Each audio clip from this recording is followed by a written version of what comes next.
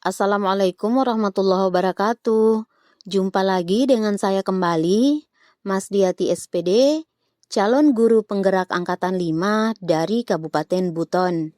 Dengan pengajar praktik saya, Bapak Lahobi SPD, dan fasilitator saya, Bapak Muhammad Firman Halib SPD MPD.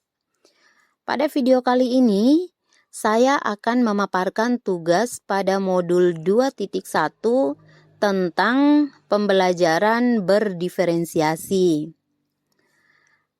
Saya akan menjawab beberapa pertanyaan terkait dengan artikel dan 2 video yang telah saya tonton sebelumnya. Pertanyaan pertama, informasi atau fakta apa yang disampaikan dalam video dan artikel tersebut?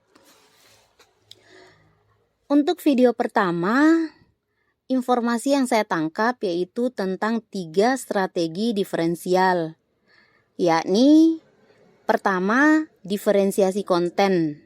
Diferensiasi konten ini terkait apa yang kita ajarkan kepada murid-murid kita.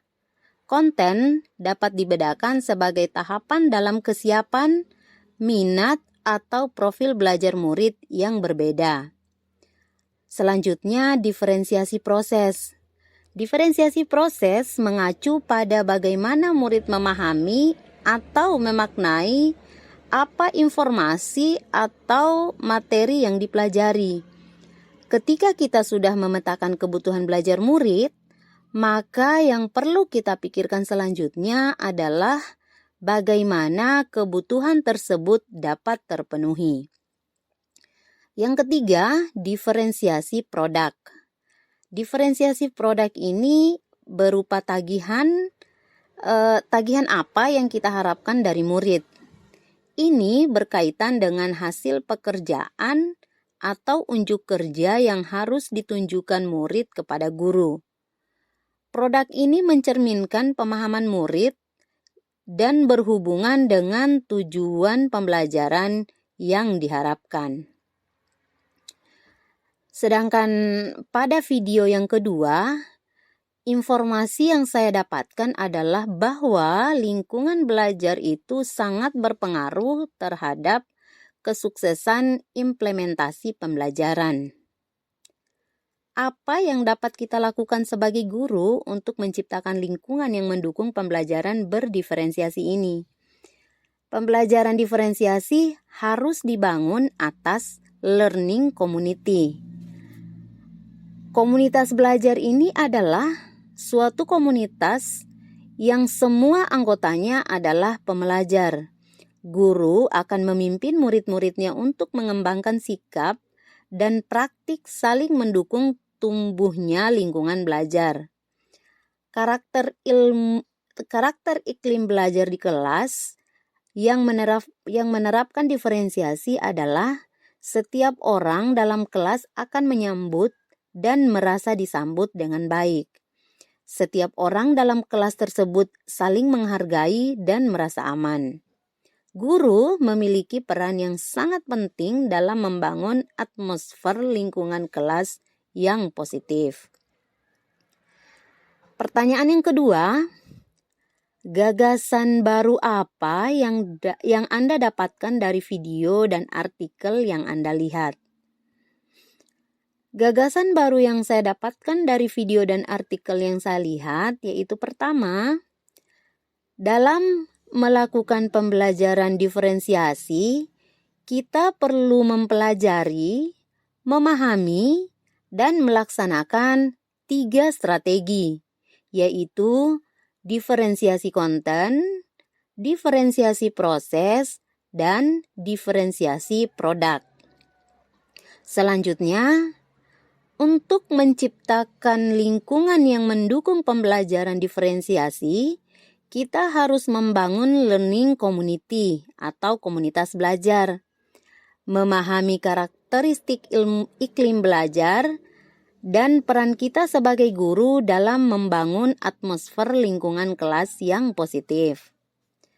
Dan yang terakhir, dalam praktik pembelajaran berdiferensiasi, Penilaian formatif memegang peranan yang sangat penting. Penilaian formatif ini bersifat memonitor proses pembelajaran dan dilakukan secara berkelanjutan serta konsisten, sehingga akan membantu guru dalam memantau pengetahuan, pemahaman, dan keterampilan murid yang terkait dengan topik atau materi yang sedang dipelajari. Pertanyaan selanjutnya, apakah yang menurut Anda akan sulit diimplementasikan dan mengapa? Menurut saya, mungkin untuk tahap awal kita akan membutuhkan usaha yang lebih maksimal dalam memahami dan mengaplikasikan pembelajaran diferensial ini.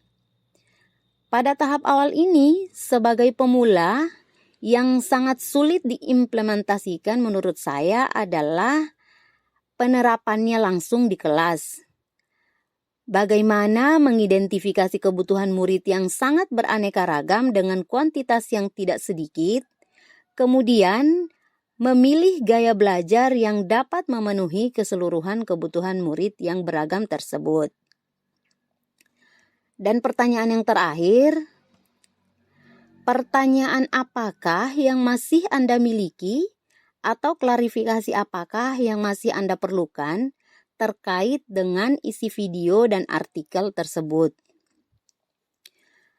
Jika saya lihat secara keseluruhan, peran guru di sini itu sangatlah kompleks.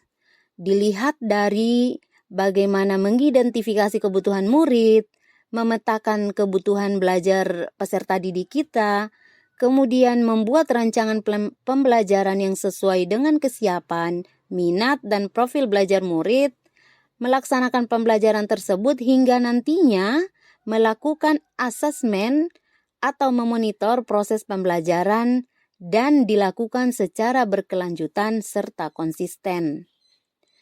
Adapun pertanyaan yang masih saya miliki adalah, adakah cara khusus yang dapat dilakukan oleh guru sehingga pembelajaran diferensial ini benar-benar dapat diaplikasikan guru dalam aksi nyata di kelasnya serta dilakukan secara konsisten? Nah, itulah tadi jawaban atas beberapa pertanyaan terkait dengan 2 video yang telah saya tonton sebelumnya. Mohon maaf jika ada salah kata dan pengucapan. Salam guru penggerak, salam dan bahagia. Wassalamualaikum warahmatullahi wabarakatuh.